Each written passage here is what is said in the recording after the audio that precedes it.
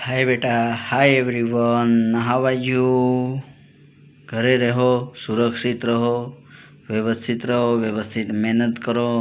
એ જ કામના સાથે આ ચેપ્ટરનો આજે જે ટોપિક જોઈએ છીએ આ ચેપ્ટરનો આ લગભગ આઈ થિંક લાસ્ટ પાર્ટ છે, થિયરિકલ લાસ્ટ પાર્ટ છે। ત્યારબાદ આ ચેપ્ટર પૂરું થઈ જશે। નેક્સ્ટ ડે પછી નવું ચેપ્ટર અથવા તો દાખલા બેમાંથી કંઈ એક જે બાકી છે એ આપણે વિચારીશું અને એ હું આગળ વાતચીત કરી અને એ પ્રમાણે હું સ્ટાર્ટ કરીશ। એટલે લાસ્ટ ટોપિક જોઈએ છીએ અસામાન્ય સંખ્યાત્મક ગુણધર્મ, એબનોર્મલ કોલિગેટિવ પ્રોપર્ટીઝ। તો પહેલાં તો જોઈએ છીએ બેટા કે અસામાન્ય સંખ્યાત્મક ગુણધર્મ કોને કહેવામાં આવે। હવે જો આમની જરૂરત શા માટે પડી, શું થાય છે, જો દ્રાવણમાં ઓગાળેલા દ્રાવ્ય અણુના સુયોજન અથવા વિયોજન, સુયોજન થાય અથવા તો શું થાય બેટા, વિયોજન થાય। છૂટું પડવું, ભેગું થવું, સુયોજન એસોસિએશન, વિયોજન ડિસોસિએશન। એમના લીધે શું થાય, જે કાંઈ દ્રાવ્ય છે એના સિદ્ધાંતિક અને પ્રાયોગિક અણુભારના મૂલ્યમાં તફાવત જોવા મળે। એના લીધે શું થાય, દ્રાવણમાં રહેલા દ્રાવ્ય કણની સંખ્યા પણ બદલાઈ જાય। ભાઈ દ્રાવ્ય કણની સંખ્યા બદલાઈ જાય તો એમના લીધે એમનો સંખ્યાત્મક ગુણધર્મમાં પણ ફેરફાર થાય। તો એ સંખ્યાત્મક ગુણધર્મમાં જે કાંઈ ફેરફાર થતો હતો એ ફેરફાર શું થાય છે, એમની વચ્ચેનો સંબંધ દર્શાવવા માટે સાયન્ટિસ્ટ વોન્ટોફે એક અવયવ ઉમેર્યો, જેને વોન્ટોફ અવયવ તરીકે ઓળખવામાં આવે। વોન્ટોફ ફેક્ટર, જેને વોન્ટોફ અવયવ કહેવાય, વોન્ટોફ નામના વૈજ્ઞાનિકે રજૂ કર્યું હતું, એટલે એને શું કહેવામાં આવે છે, વોન્ટોફ અવયવ તરીકે એને ઓળખવામાં આવે। બરાબર છે। જે વોન્ટોફ અવયવ શેના વડે દર્શાવીશું, એને આઈ વડે દર્શાવવામાં આવે। એ સંબંધ દર્શાવે છે, બરાબર, કે ભાઈ થિયરેટિકલ શું, પ્રેક્ટિકલી શું। જો એના આધારે જો સામાન્ય સંખ્યાત્મક ગુણધર્મ અને અસામાન્ય સંખ્યાત્મક ગુણધર્મ વચ્ચેનો સંબંધ દર્શાવ્યો, જેને આઈ વડે દર્શાવાય છે। તો આઈ ઇઝ ઇક્વલ ટુ શું થાય, જો પ્રાયોગિક સંખ્યાત્મક ગુણધર્મ, એક તો પ્રયોગો દ્વારા જે કાંઈ મળ્યો હોય એ છેદમાં શું આવે, સિદ્ધાંતિક સંખ્યાત્મક ગુણધર્મ ઇઝ ઇક્વલ ટુ એની બીજી ફોર્મ્યુલા સિદ્ધાંતિક અણુભાર છેદમાં પ્રાયોગિક અણુભાર, અથવા તો સુયોજન અથવા વિયોજન બાદ કણોની સંખ્યા છેદમાં પહેલા કણોની સંખ્યા। બરાબર, સુયોજન કે વિયોજન થાય એ પહેલાની કણોની સંખ્યા।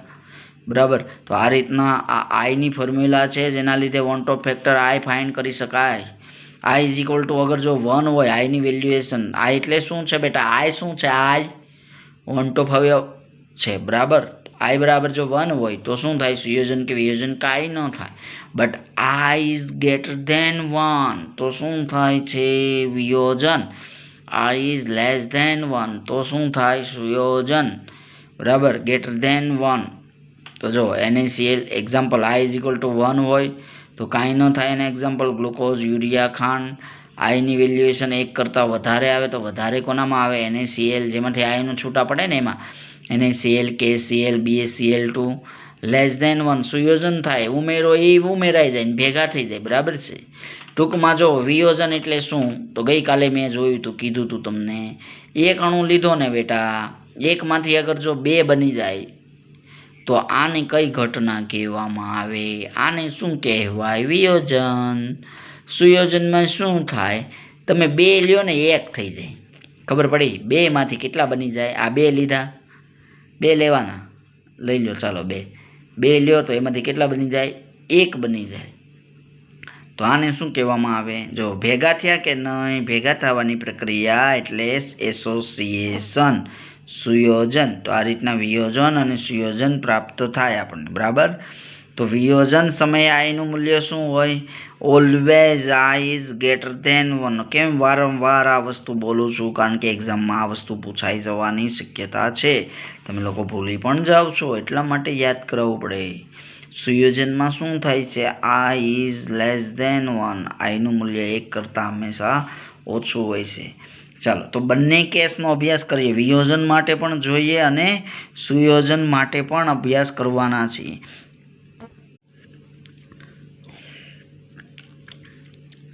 ओके केस 1 द्राव्य अणुનું વિયોજન मतलब આ આપણે જોયું કે I greater than 1 હોય ક્યારે હોય 1 બેટા વિયોજન થાય ત્યારે સુયોજન થાય ત્યારે શું હોય I less than 1 તો ફર્સ્ટ કેસ સ્ટડી ધેટ દ્રાવ્ય અણુનું વિયોજન એટલે શું ડિસોસિએશન કેવી રીતના થાય એક પાર્ટિકલ્સ એક મોલેક્યુલ્સ એક અણુ ઉમેર્યો અને એનું બે અણુમાં વિભાજન થઈ જાય બરાબર સપોઝ ए बी अणु उमेर्यो तो एमांथी ए पण मळे अने बी पण मळे तो एवी रीतना बे अणुनी अंदर जुदो जुदो कण छे जुदा जुदा बे प्राप्त थाय एटले कणोनी जे संख्या छे एक कणमांथी बे कण मळ्या एटले संख्यामां शुं थई गयुं बेटा वधारो थई गयो तो ए वधारा माटेनो स्टडी करवानी छे जो चालो जोईए एमनी अंदर शुं करवानुं छे जो द्राव्य अणुनुं वियोजन जेमां शुं विद्युत विभाज्यना अणुओनुं ध्रुवीय द्रावकमां आयनीकरण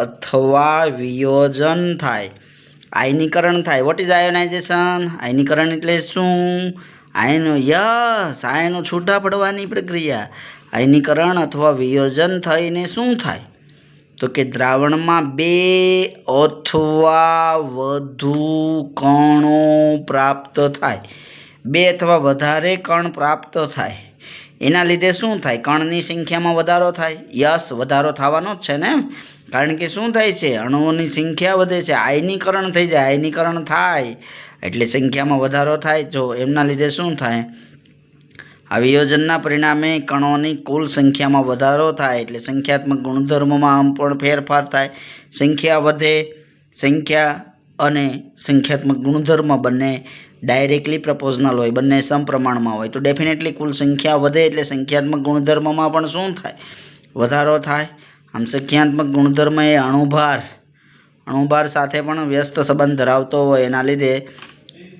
तेथी आयनीकरण पामेला द्राव्यना अणुभारनुं प्रायोगिक मूल्य सिद्धांतिक मूल्य करता केवुं जोवा मळे ओछुं जोवा मळे प्रायोगिक मूल्य केवुं होय सिद्धांतिक मूल्य करता ओछुं होय केम ओछुं होवानुं कारण शुं कारण के अणुभारनुं जे प्रायोगिक मूल्य छे एमां शुं थाय छे अणुओनी संख्या छूटी पड़ी जाय छे ने एटले सिद्धांतिक मूल्य करता ओछुं जोवा मळे एना लीधे जो द्रावणमां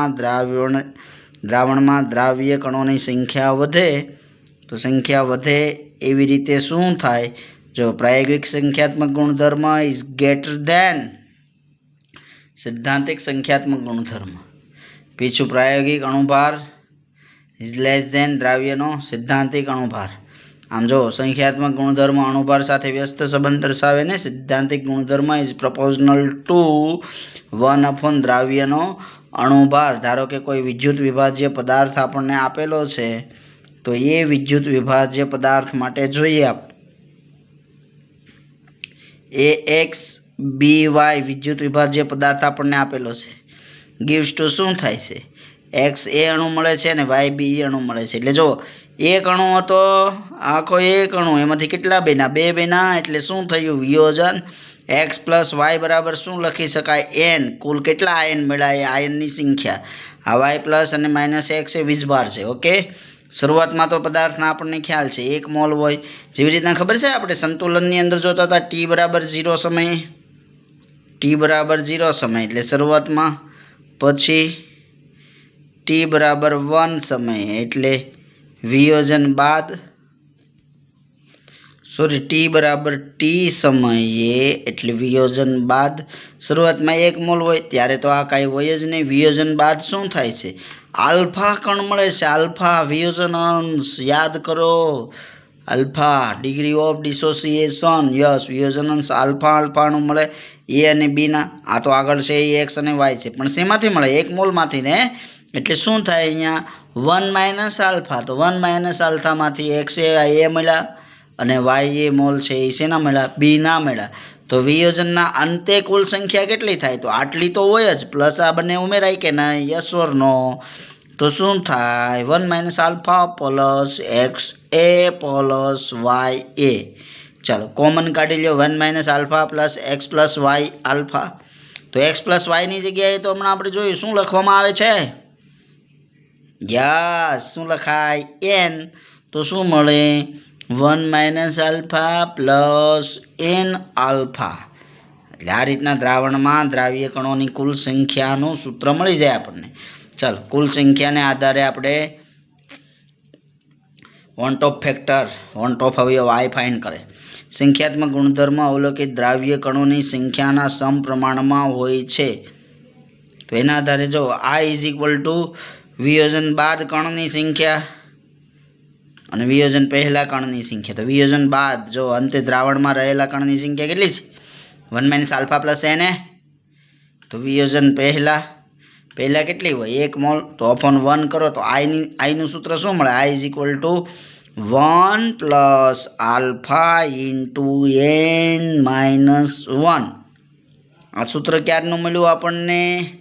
આ આઈનું સૂત્ર છે, પણ આ સૂત્ર કોના માટે છે? કેસ 1 લાઈક વિયોજન. જ્યારે અણુનું શું થાય બેટા? વિયોજન થાય.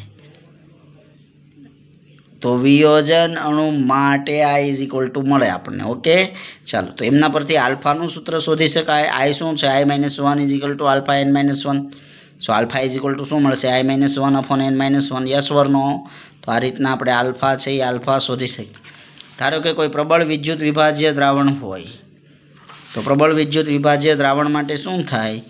જો આલ્ફા બરાબર 1 હોય અથવા 100% હોય તો આઈ બરાબર n થાય. તો એના આધારે જો K2SO4 માટે આઈ બરાબર 3 મળશે. કેમ 3? તો કે K2SO4 છે તો એમાં આયનો કેટલા હોય? તો જો 2 આયનો મળે ને, 2K પ્લસ SO4 -2 એટલે થઈ જાય આ 1 અને આ 2 એટલે 3 મળ્યા. એટલે આયનોની સંખ્યા પરથી નક્કી થાય. NaCl Na+Cl- એટલે 2. K4FeCN6 માટે આઈ બરાબર 5. કેમ? તો કે એની અંદર જો શું મળે? સંકીર્ણ સંયોજન કહેવાય આને. 4K પ્લસ કૌંસમાં FeCN6 -4 થઈ ગયું. આ 1 અણુ અને આ 4 અણુ એટલે કેટલા મળ્યા? 5 મળ્યા. તો આ રીતના આપણને પ્રબળ વિદ્યુત વિભાજ્ય દ્રાવણ માટે પ્રાપ્ત થાય. છેલ્લું સૂત્ર યાદ રાખવાનું, પ્રાયોગિક સંખ્યાત્મક ગુણધર્મ બરાબર આઈ ઇન્ટુ સૈદ્ધાંતિક સંખ્યાત્મક ગુણધર્મ. તો આઈનું સૂત્ર જોવું હોય તો આઈ ઇઝ ઇક્વલ ટુ શું મળે? પ્રાયોગિકના છેદમાં શું આવશે? સૈદ્ધાંતિક. તો આ રીતના પ્રબળ વિદ્યુત વિભાજ્ય દ્રાવણ માટે શોધી શકીએ. અને દ્રાવ્યના અણુનું વિયોજન થાય એમના માટેનું આ સૂત્ર છે. આ કેસ 1ની સ્ટડી કરી. હવે નેક્સ્ટ જોઈએ છીએ કેસ 2. ઓકે, લાસ્ટમાં હવે જોઈએ છીએ કેસ 2 દ્રાવ્ય કણોનું સંયુગ્મન, જે આ ચેપ્ટરનો લાસ્ટ પોઈન્ટ છે. ત્યારબાદ શું થશે? ચેપ્ટર ઇઝ ઓવર, કમ્પ્લીટ થઈ જશે. આ ચેપ્ટર કમ્પ્લીટ થઈ જશે. પછી નવું ચેપ્ટર સ્ટાર્ટ કરીશું. જોઈએ છીએ, હું વિચારું છું દાખલા સ્ટાર્ટ કરાવવું કે નહીં, એમના માટેનું પણ હું વિચારી રહ્યો છું શું કરવું એ. પણ એ આપણે જોઈશું, હવે નક્કી કરીશું આગળ વાતચીત કરીને દાખલા અત્યારે કરાવવા કે પછી પ્રેક્ટિસ આપણે તમે લોકો સામે બેઠા હોય ત્યારે ક્લાસરૂમની અંદર કરાવવા, એનું હું વિચારી રહીશ. કારણ કે મને બેટર એવું લાગે છે બેટા કે ક્લાસરૂમની અંદર જો હું તમને કરાવું તો એ વ્યવસ્થિત રીતે તમારે પ્રેક્ટિસ થઈ શકે. કારણ કે આપણે વધીને ગણાગાંઠ 3 ચેપ્ટર છે કે જેની અંદર સમ આવે છે, તો એ ચેપ્ટરના ઇઝીલી સમનું સોલ્યુશન થઈ જાય. છતાં પણ હું ટ્રાય કરું કે તમારું સાથે સાથે કવરઅપ થાય. એટલે આવતીકાલે કાં તો નવું ચેપ્ટર સ્ટાર્ટ કરીશું અથવા તો એક્ઝામ્પલ સ્ટાર્ટ કરીશું. જોઈએ છીએ કંઈક કરીશું તો જેથી કરીને તમને ઇઝી પડે એવું કંઈક કરીશ. ઓકે, તો સેકન્ડ પોઈન્ટ જે છે દ્રાવ્ય કણોનું સંયુગ્મન એટલે શું? એસોસિએશન, ભેગું થવું. શું થવું છે? અણુઓનું ભેગું થવું. ટૂંકમાં 2 અણુ ઉમેર્યા હોય તો એમાંથી કેટલા અણુ મળી જાય? 1 મળી જાય. 2 અણુ ઉમેરો એમાંથી 1 અણુ મળે તો એને શું કહેવામાં આવે? એમને કહેવાય અણુઓનું સંયુગ્મન. અહીંયા જો આવું થાય, જો આ કોઈ પાર્ટિકલ છે, 2 કણ ઉમેર્યા. ચાલો, દ્રાવણની અંદર તમે 2 કણ ઉમેરો છો, મળે છે કેટલા કણ? 1. તો આને શું કહેવામાં આવે? સંયુગ્મન. ચાલો, જો શું થાય? દ્રાવણમાં દ્રાવ્યના 2, 3 અથવા વધુ અણુઓ ભેગા થઈ એકબીજા સાથે જોડાઈને મોટા અણુ બનાવે છે. મોટો અણુ બનાવે. જોયું? 2 જોડાઈ ગયા અને મોટો બની ગયો, એક જ બન્યો. એને શું કહેવાય? સંયુગ્મન. સંયુગ્મન, ધેટ ઇઝ કોલ્ડ એસોસિએશન. याद राखवानुं छे। वियोजन एटले डिसोसिएशन, बट संयुग्मन एटले शुं? एसोसिएशन। एना लीधे शुं थाय? द्रावणमां कणोनी जे कुल संख्या छे ए प्रारंभमां द्रावणमां द्राव्य थयेल अणुओनी संख्या करता केवी जोवा मळे? ओછી जोवा मळे। बराबर छे। शरूआतमां जे होय एना करता अहींया घटी जाय। शरूआतमां 100 पार्टिकल्स होय, बीजा 2 उमेरो तो 102 थवा जोईए, पण 101 ज थाय એટલે ઘટાડો થઈ ગયો। તેથી સંખ્યાત્મક ગુણધર્મનું મૂલ્ય ઓછું પ્રાપ્ત થાય। પહેલા વિયોજન કરતા ઉલટી પ્રોસેસ છે બેટા આની અંદર। દ્રાવ્યનો અણુભાર એ સંખ્યાત્મક ગુણધર્મના વ્યસ્ત પ્રમાણમાં હોવાથી અણુભારનું પ્રાયોગિક મૂલ્ય સિદ્ધાંતિક મૂલ્ય કરતાં વધુ પ્રાપ્ત થાય અને દ્રાવણમાં દ્રાવ્ય કણોની સંખ્યામાં શું થાય છે? ઘટાડો। તો જો પ્રાયોગિક સંખ્યાત્મક ગુણધર્મ લેસ ધેન સિદ્ધાંતિક સંખ્યાત્મક ગુણધર્મ। પ્રાયોગિક અણુભાર greater than સિદ્ધાંતિક અણુભાર। સો સિદ્ધાંતિક ગુણધર્મ ઇઝ ડાયરેક્ટ ઇન્વર્સલી પ્રોપોર્શનલ ટુ વ્યસ્ત પ્રમાણમાં 1 દ્રાવ્યનો અણુભાર। ચાલો પછી વોન્ટ ઓફ અવયવ આઈ જોઈએ છીએ। ટી બરાબર 0 શરૂઆતના સમયમાં શું છે? એન એ પદાર્થ આપેલો છે। એમના 1 મોલ લીધેલા છે। તો હવે શું થાય છે? એટલે અસંખ્ય અણુ એ ઘટકો લીધેલા છે, પણ એમાંથી તો કેટલા બને છે? એ એક જ બને છે। શરૂઆતમાં તો એના 0 મોલ છે। વિયોજન બાદ શું થાય છે? આલ્ફા બને છે। તો અહીંયા એને શું છે? 1 માઇનસ આલ્ફા। 1 માઇનસ આલ્ફા એ કેવી રીતના? જો એન પદાર્થ હતા ત્યારે 1 મોલ મેલો પદાર્થ, તો જ્યારે 1 પદાર્થ લેવામાં આવે ત્યારે કેટલા મળે? તો ત્યારે કેટલા મળશે? 1/n। Yes or no? 1/n yes or no? તો એવી જ રીતના આલ્ફા હોય તો આલ્ફા માટે શું થશે? 1 ની જગ્યાએ તમે આલ્ફા મૂકો, એન એ આલ્ફા મળે છે, તો આલ્ફા પદાર્થ હોય તો કેટલા મળે? તો શું આવે? આલ્ફા/n। એટલે અહીંયા આપણને શું મળે છે? 1 માઇનસ આલ્ફા હોય વિયોજન બાદ ત્યારે શું મળે છે? આલ્ફા/n। તો વિયોજનના અંતે કુલ સંખ્યા કેટલી મળે? 1 માઇનસ આલ્ફા। વિયોજનના અંતે કુલ સંખ્યા તો ટોટલ જ લેવાની ને બેટા, આગળ જેવી રીતના જોયું એવી રીતે। વિયોજનમાં જોયું એવું સંયોજનમાં 1 માઇનસ આલ્ફા પ્લસ આલ્ફા/n। તો દ્રાવ્ય કણોની સંખ્યાના સમપ્રમાણમાં હોય છે, એના લીધે શું થાય? આઈ ઇઝ ઇક્વલ ટુ સુયોજન બાદ કણની સંખ્યા। તો સુયોજન બાદના કણની સંખ્યા તો આપણી પાસે છે, સુયોજન પહેલા તો કેટલા હતા? 1। તો આઈ ઇઝ ઇક્વલ ટુ શું મળશે? 1 માઇનસ આલ્ફા પ્લસ આલ્ફા/n। તો ઇઝ ઇક્વલ ટુ શું થશે? 1 માઇનસ આલ્ફા પ્લસ આલ્ફા/n। તો આવું લખાય। આઈની જગ્યાએ આઈ ઇઝ ઇક્વલ ટુ તો આપણને આ મળ્યું ને, તો 1 minus I is equal to આલ્ફાને તમે કોમન કાઢી લો તો alpha into 1 plus 1/n। So alpha N અહીંયા મલ્ટીપ્લાય કરી નાખો તમે તો alpha n plus 1/n is equal to શું થશે? I minus 1 sorry 1 minus I. તો આલ્ફા બરાબર સૂત્ર શું મળશે? 1 minus I into n/n plus 1। અહીંયા આલ્ફા શું દર્શાવે છે? સુયોજન અંશ। પહેલામાં શું દર્શાવતું હતું? આલ્ફા વિયોજન અંશ। અહીંયા n શું છે? સુયોજન પામેલા દ્રાવ્યના કણની સંખ્યા। ઓકે, પહેલામાં વિયોજન પામેલા દ્રવ્યના કણની સંખ્યા। જો આલ્ફા બરાબર 1 લેવામાં આવે અથવા 100 અંશ આપેલ ન હોય, 100% આપેલ ન હોય, તો આ ઇઝ ઇક્વલ ટુ શું થાય? 1/n। આવી રીતના સુયોજન અને વિયોજન માટે બંને માટે આઈના મૂલ્યો આપણને પ્રાપ્ત થાય છે। સુયોજન માટે આઈનું મૂલ્ય, વિયોજન માટે આઈનું મૂલ્ય, બંને માટે આઈનું મૂલ્ય મળે। જો વિયોજન થાય ત્યારે આઈનું મૂલ્ય શું મળે? I is equal to 1 plus alpha n minus 1। વિયોજન થાય ત્યારે આઈનું મૂલ્ય શું મળે આપણને? તો I is equal to 1 minus alpha plus આલ્ફા/n। વિયોજન થાય ત્યારે આલ્ફાનું મૂલ્ય શું મળે આપણને? I minus 1/n minus 1। પરંતુ જ્યારે સુયોજન થાય ત્યારે આલ્ફાનું મૂલ્ય શું મળશે આપણને? 1 minus I into n/n plus 1। તો આ રીતના બેટા સુયોજન, વિયોજન અંશ અને અસંખ્યાત્મક દ્રાવણ્યનો વિયોજન અને સુયોજન અંશ છે એ આપણે શોધી શકીએ છીએ। તો આવી રીતના અસંખ્યાત્મક ગુણધર્મ વોન્ટ ઓફ અવયવ આઈ છે એમનું મૂલ્ય શોધી શકાય। તો આ જે છે કાંઈ છે આઈના મૂલ્યો સુયોજન થાય ત્યારે કેટલું, વિયોજન થાય ત્યારે કેટલું અને કેટલું જોવા મળે, તો એ બધી જ વસ્તુ દિમાગમાં રાખવાની, MCQ માટે પૂછાશે। આઈ હોપ દરેકને સમજ પડી હશે અને તમે સતત પ્રયત્ન કરતા રહેજો, મહેનત કરતા રહેજો। જો આ ચેપ્ટર અહીંયા આપણે ઓવર કરી દીધું છે. હવે ખાલી એમના સમ બાકી છે, જોઈએ છીએ. સમ જો આ વીકમાં પૂરો થઈ જશે તો કમ્પ્લીટલી ચેપ્ટર ખતમ થઈ જશે.